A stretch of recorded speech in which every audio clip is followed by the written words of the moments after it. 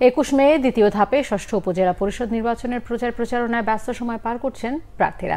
নীলফামারীতে 3 উপজেলা পরিষদ নির্বাচনে প্রার্থীরা নানা প্রতিশ্রুতি কাছে টানতে চাইছেন ভোটারদের।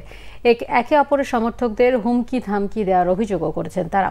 নির্বাচনে সৎ যোগ্য প্রার্থীকে ভোট দেওয়ার কথা বললেন সাধারণ ভোটাররা। নীলফামারী প্রতিনিধি নূর আলম সিদ্দিকের রিপোর্টে বিস্তারিত। নীলফামারীতে উপজেলা নির্বাচনকে ঘিরে চায়ের দোকানগুলোতে বেড়েছে ভোটের আড্ডা ও জনসংযোগ। পোস্টারে ছেয়ে গেছে অলিগলি। উপজেলাগুলো হচ্ছে অবাঙ্গালী অধ্যুষিত সৈয়দপুর, কিশোরগঞ্জ এবং জলঢাকা। প্রচারণায় প্রার্থীরা একে অপরের বিরুদ্ধে হুমকি ধামকির অভিযোগ তুলেছেন। নির্বাচনে কিশোরগঞ্জ উপজেলায় 8 জন, সৈয়দপুরে 6 ও জলঢাকায় 4 জন সহ মোট 18 জন চেয়ারম্যান প্রার্থী প্রতিদ্বন্দ্বিতা করছেন।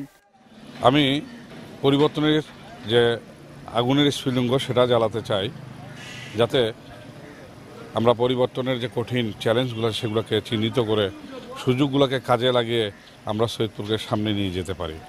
এখানে আমাদের কিশোরগঞ্জ উপজেলায় বর্তমান নির্বাচনী পরিবেশ একবারে যে খারাপ তা বলবো না, তবে কিছু কিছু লোক আছে যারা বর্তমান আমাদের ইউনিয়ন পরিষদ চেয়ারম্যান, এরা আমার ঘোড়া মার্কার কর্মীকে বিভিন্নভাবে বাধা সৃষ্টি করতেছে।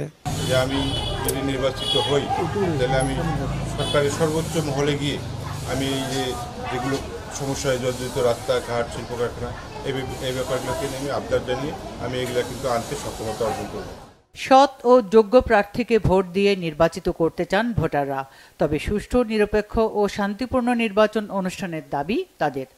এমন একজন প্রার্থী আমরা চাই এই কিশোরগঞ্জবাসীর জন্য সে কাজ করবে, যে কোনো মারামারি ডাঙ্গাডাঙ্গি না হয়, সুস্থভাবে ভোট দিয়ে বাসায় ফিরতে পারি। কাজ যেন উন্নয়ন হয়, এটা আমরা চাই।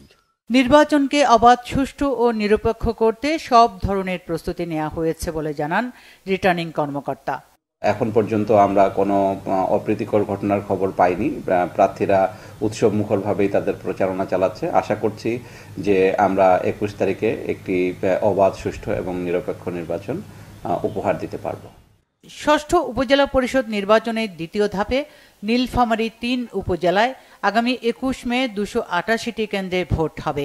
ভোটার সংখ্যা 7,12,099 জন। Bangla vision news desk.